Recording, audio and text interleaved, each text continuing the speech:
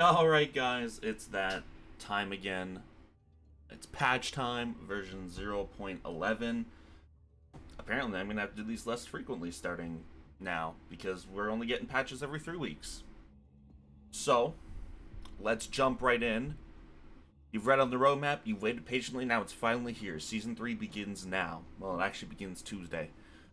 Welcome to the first game update of Season 3 Champions. We're kicking things off with a powerful new hero, one with a storm inside her that blurs the lines between good and evil.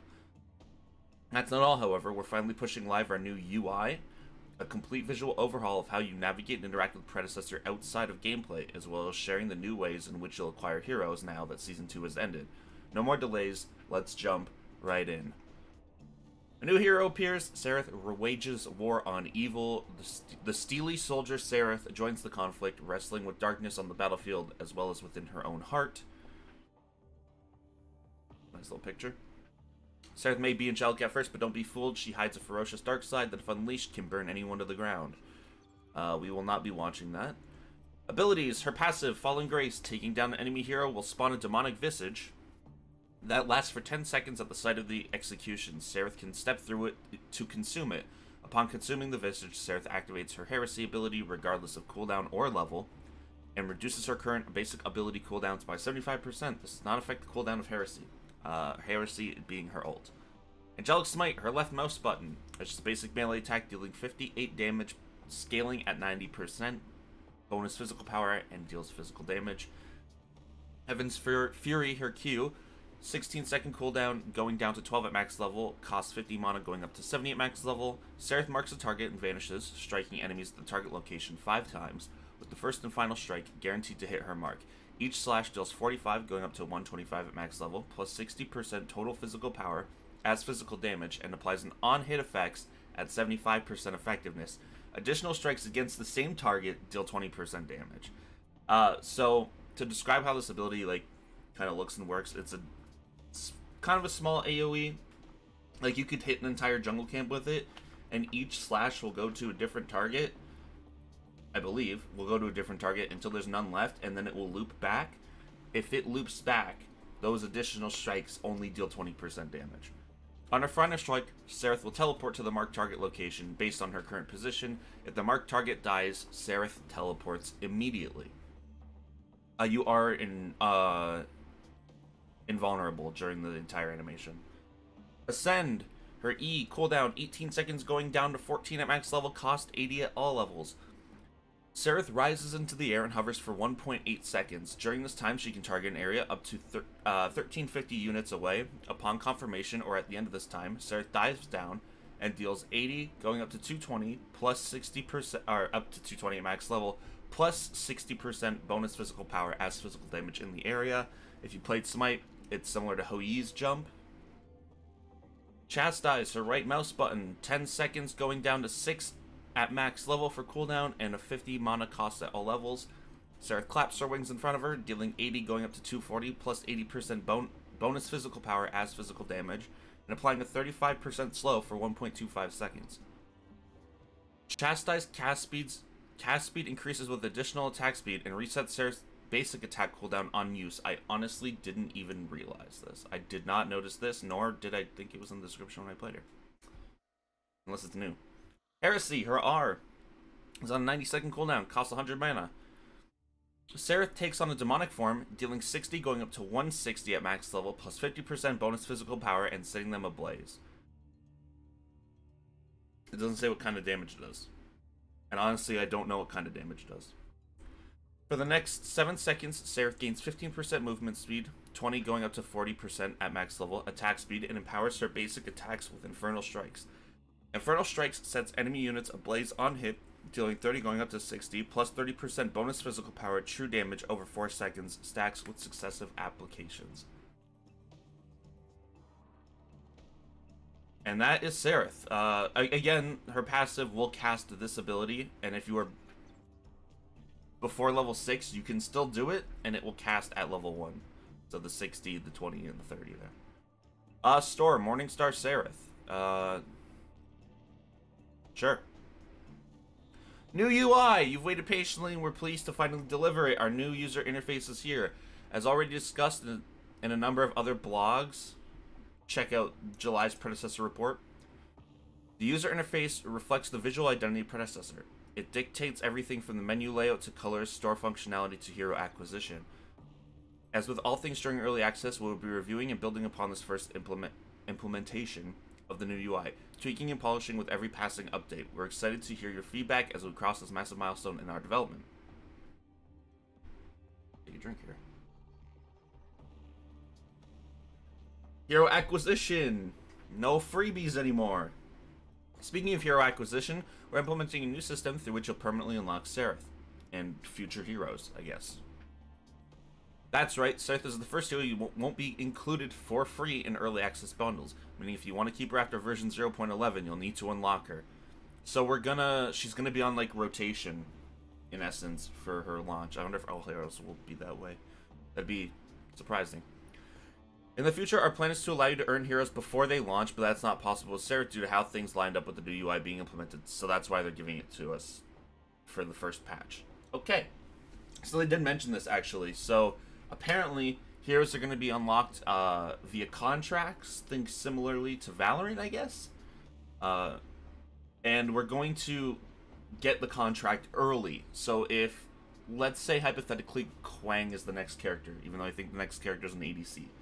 Let's say Kwang's the next character. So, either this patch... Well, I don't think it would be this patch. So it'd be the next patch, the content patch. In between these two characters, we would get the ability to start the contract for Kwang. Was my understanding of what was explained months ago. So I actually really like that idea. I think contracts are a cool way to unlock characters versus what Smite has, which is just free currency, and you can rent them. Contracts are cool. Hopefully we can tie more to said contracts, like titles or a skin maybe, like again Valorant has. That'd be cool. But we do also have character mastery, so maybe that'd be just kind of redundant, wouldn't it? I mean, maybe the character masteries are just tied to the contracts. Who knows? You know, I'm rambling. So yeah, Sarah's things will be a bit different. She'll be on free rotation as soon as 0.11 deploys, and this will last for 2 weeks. Only 2 weeks. Interesting, not giving us the full 3. In order to unlock a new hero, you'll need to progress their unlock stages. You'll do this by earning XP for them, and each future hero will have a different number of unlock stages you'll need to tackle to completely unlock them. Alternatively, you can skip this process by simply paying to win, which will become cheaper depending on how many stages you've already unlocked. Oh, okay, cool. Either way, once you've earned enough XP or you skip the process with Platinum, Seraph will be permanently added to your roster and unlocked and playable here. Will be added to your roster of unlocked and playable heroes forever. If you don't manage to unlock Seraph before her 2 weeks of being free or up, don't panic. She'll return as a temporary free hero in the future.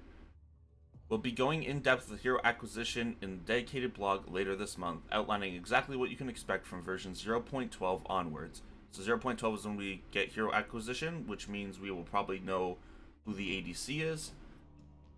This is 4 weeks from now, basically, or 3.5 weeks. We should know who the new hero is. We should be able to start unlocking him beforehand. Her beforehand. Them beforehand. I don't know. For now, though, we hope you'll enjoy playing with Seraph and working towards permanently adding her to your roster. So this could be really good or really bad. Valorant takes quite a while to unlock new characters. We'll see how long Pred goes. Who knows?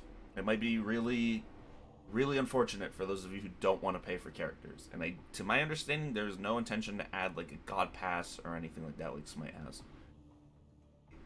Match XP changes. With the hero acquisition system being added, we've needed to rebalance how much XP is earned per match to ensure that the time it takes to unlock a hero like Seraph feels fair and right. Okay. Rest assured, however, that the overall time it takes to earn all those end-of-season rewards we shared in our Season 3 roadmap blog will remain consistent with previous seasons. We're anticipating a fairly large downtime, that's fine. Man. Balance changes. Lifesteal mechanics. We're changing the way healing is calculated when area of effect, AoE, and damage over time, damage, is converted into healing via lifesteal, magical lifesteal, or omnivamp. Previously, AoE and damage sources would benefit from full value of lifesteal effects when dealing damage to heroes, resulting in excessive healing potential and hero-to-hero combat if multiple targets were struck at once by someone stacking sustain items. Looking at you in crunch contests. Tackle this. And to tackle cases of over-the-top healing, we are now implementing a penalty resulting in a 33% effectiveness for lifesteal effects when triggering by AoE or dot abilities against heroes, matching this existing penalty that's already enforced on minion/monster healing. Effectively, you'll now get 1/3 of the value from life-stealing effects on these damage types. These changes will have a significant impact on the efficiency of the affected hero's items before making too many follow-up compensation adjustments to the follow. We're interested in seeing how matches flow within a less heal-heavy environment first. After this, if and where needed, we can better redistribute the loss of healing either back into the hero's kits and make them less reliant on specific items, or provide items such as Lifebinder and Mutilator a little more love if they underperform. As well as having the option of introducing more healing items into the game now that stacking them is less effective. And then there's the change just laid out. Alright, Decker! Armor growth decreased from 3.8 to 3.5. Photon Disruptor, her Q damage changed from 80 going up to 260 at max level to now 90 going up to 250 at max level. Better early, worse late. Stasis Bomb, her right mouse button damage decreased from 75 going up to 215 at max level to now 70 going up to 210 at max level. That's just a nerf all around. Yeah, Decker's still really good. It's a fine nerf. I think the armor growth honestly hurts her the most here. Drongo. Shrapnel Cannon's R cooldown increased from 100 going down to 80 at max level to now 110 going down to 80 at max level. So it's gonna get away a bit less in the early game. I honestly don't really have any thoughts about this. I never see Drongo in my games. It's always Rev and Twin Blast. It's mostly Twin Blast. Like now, Precision Strike is passive. Percent current health damage changed from 8% to now 6 going up to 9% at levels 1, 6, 11, and 16. So, worse early game, better at level 16. It's a good hit to Feng Mao. I think it changes his balance, or his strength curve a little better. Guardian Shield, his Q shield decreased from 100 going to 240 at max level to now 90 going to 230 at max level. That's fine. Gideon Cosmic Grip, his Q magical power scaling increased from 65% to 70%, so we've given Gideon some of his damage back. Interesting. Chimera! We nerfed Chimera, my boy. My sweet baby boy! Unleash, his Q damage decreased from 10 going up to 38 at max level to now 10 going up to 34 at max level. Not awful, but it is definitely still a nerf. His level 1's the same, which is nice, because I don't really level the Q anyway. Kira, Shadow Glide, her E cooldown decreased from 20 going down to 14 at max level to now 18 going down to 12 at max level. So, hold on, before I say this. Alright, never mind, I'm not going to say it. It's part of this patch notes. Sometimes I forget what's part of IT and what's part of live. So her dash is going to 2 seconds shorter cooldown at all levels, it looks like, yep. And Purge, her R, total physical power scaling increased from 330 to 360, so trying to help Kira back up with the big boys. Bellica, base physical power decreased from 54 to 53. Physical power growth decreased from 3.2 to 2.9. Seismic Assault, her Q, magical power scaling decreased from 70% to 65%. Void Drone, her E, mana cost increased from 60 going up to 100 max level to now 80 going up to 100 max level. So, quite a few small nerfs to Bellica. Hurting her mana sustain in lane. This is actually quite a significant increase.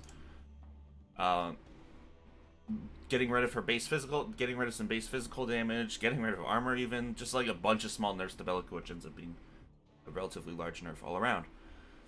Needed, Bellica's turbo good in mid. I mean, she's also good in support too. I think it's a much needed balance change. Help even out. Well, help prevent Bellica from being in almost every game. Phase. Base mana regeneration decreased from 1.8 to 1.6. Armor growth decreased from 4 to 3.6. More armor growth decreasing. Psychic Flare, her Q magical power scaling increased from 70% to 80%. Phase just doesn't run out of mana. I mean, I don't think this will honestly change much, but she just doesn't run out of mana. Revenant. I think we need to increase the mana cost of her abilities, but we'll see. Revenant. Basic attack time at levels 1 through 18 increased from 1.01 to 0.78 to now 1.1 to 0.84. Physical power per level increased or decreased from 2.8 to 2.4. Obliterate. His Q cooldown increased from 12 going down to 8 at max level to now 14 going down to 10 at max level. That is a 2-second increase at all levels on his Q. Hellfire Ounce, his right mouse button. Missing health damage scaling per level decreased from 0.7 to 0.5. Wow. Revenant got hit hard, which is fair because he hits everyone hard. Yeah, this will help. This will help. It's a big hit. It might be too big of a hit, but it's pretty good. I'm happy to see these changes. And his alt bug fix it now correctly lasts 1 second instead of half a second. So I guess that's a buff. Yeah. All right. Growth scalar, Twin Blast. Growth scalar levels from 1 through 18 increased from 59% to 141% to now 73% to 127%. Base mana regeneration decreased from 1.8 to 1.5. Double shot, his auto attacks. Basic attack power, basic attack bonus physical power scaling decreased from 100% to 90%. Mana cost on his Q vaporize from 40% to 50%. Evade cooldown decreased from 18 going down to 14 max level to now 18 going down to 12 at max level. So kind of keeping in line with Kira. Vortex Grenade, his right mouse button. This is an interesting change. Damage type changed from physical to magical. So before Kira was performing really well, so we took away her magical damage actually. That was on her Dusk. So it's interesting that we're giving magical to TB. But, however, the total physical power scaling is decreased from 90 to 75. Ventilate, his R. Base number of bullets decreased from 25 to 22. Damage per bullet decreased from 12 to 30 at max level to now 12 to 28 at max level. Number of bullets attack speed scaling decreased from 6% to 4%. Bonus physical power scaling per bullet decreased from 60% to 12%. Magical power scaling decreased from 15% to 10%. He got hit so hard. That ult just got shredded. Witch Stalker. Purifying Strike adds bonus damage now limited to 1 debuff cleansed. Sapphire's Mantle. Maximum health temporary gain decreased from 18% to 15%. That's annoying. Ashbringer gets reworked. Cost decreased from 3,400 to now 3,000. Physical power decreased from 45 to 35. Attack speed increased from 20 to 30. 25% crit chance added. Ability haste removed. Accelerate passive renamed to Chrono Strikes. Chrono Strikes cooldown per clockwork stack increased from 0.15 to 0.2. Chrono Strikes on hit damage removed. So I think this is really good. We did need another attack speed crit item, and I think Ashbringer was correct to rework Ashbringer into an ADC crit item. Kingsbane Omnivamp increased 1% from 5 to 6. Sky Splitter now costs 2,900 instead of 2,800. Stormbreaker now deals 100% additional damage to monsters. Get ready, boys. We're going to be seeing Chimeras. We're going to be seeing possibly the Gruxes. The Sereths. Going to be running this shit. Get ready for it. Also ADCs. Enjoy stealing your junglers' camps because you can do that earlier now. Enjoy. Infernum. Cinder bonus physical power scaling decreased from 100% to 90%. Bonesaw physical power increased from 20 to 25. Health, however, decreased from 60 to 550. Colossal Sunder maximum health scaling decreased from 3% to 2.5. Cringe. Okay. I honestly stopped liking this item again, so I'll continue to not build it. X-Bound Bracers, armor decreased from 60 to 50. Mana Reactor, mana conversion increased from 10% to 15%. And then here's some bug fixes. You can read them if you would like. Well, that was a hell of a patch of notes. Sereth's coming out. New UI's coming out. Consoles soon.